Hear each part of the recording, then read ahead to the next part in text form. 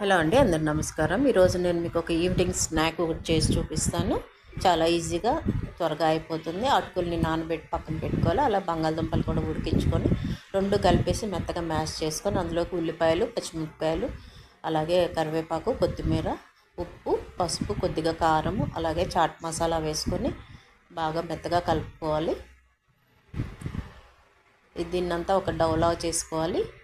దీన్ని కన్సిస్టెన్సీ కోసం మనం కొద్దిగా కార్న్ఫ్లవర్ వేసుకుంటే సరిపోతుంది, లేదంటే బియ్యం పిండి అన్నా వేసుకోవచ్చు.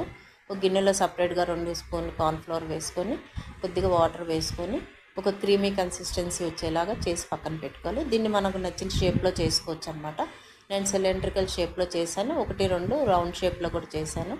షేప్ చేసుకున్న తర్వాత మనం కార్న్ఫ్లవర్ వాటర్లో డిప్ చేసుకొని ఆయిల్లో ఫ్రై చేసుకోవడమే. ఎంతో ఈజీ అండ్ సింపుల్గా అయిపోతుంది అండ్ టేస్టీగా కూడా ఉంటుంది. దీన్ని మనం టమాటో కెచప్తో కానీ టమాటో సాస్తో కానీ తింటే చాలా టేస్టీగా ఉంటుంది. Thank you for watching.